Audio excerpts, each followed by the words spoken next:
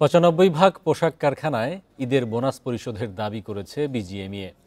সেই সঙ্গে সংগঠনটির দাবি মার্চের আংশিক বেতন পরিশোধ করেছে ৮৩ ভাগ কারখানা মালিক। তবে শিল্প পুলিশ ভিন্ন তথ্য দিয়েছে। এই ঈদে জামা জুতো অ্যাক্সেসরিজের ডিসকাউন্ট। সংস্থাটির তথ্য মতে বৃহস্পতিবার দুপুর ১২টা পর্যন্ত মার্চের বেতন দিয়েছে প্রায় ১৭% কারখানা।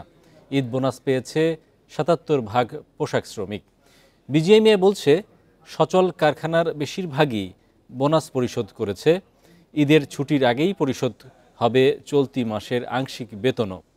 ৭০ ভাগ পোশাক কারখানার ছুটি হবে ২৮ ও ২৯ মার্চ। এবার ১১টি কারখানায় বেতন ও বোনাস পরিশোধে না হওয়ার ঝুঁকি রয়েছে। এদিকে শ্রমিকদের বকেয়া বেতন ভাতা ক্ষতিপূরণ পরিশোধ না করায় ১২টি পোশাক কারখানার মালিকদের বিদেশ যাত্রায় নিষেধাজ্ঞা দিয়েছে সরকার।